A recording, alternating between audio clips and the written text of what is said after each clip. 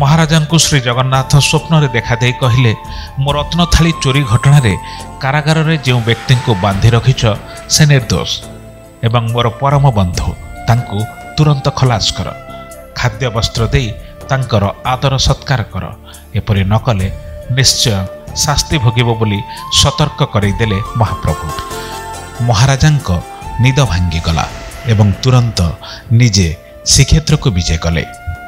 मंत्री पारिषदों सह कारागार को जाई बंधु महांती को मुक्त कले तांकु आलिंगन कले हाथ धरी धृष्टता पाई क्षमा मागिले। यह दृश्य को भक्त रामदास निज रचित दार्ढ्यता भक्ति रे वर्णना करिसंती।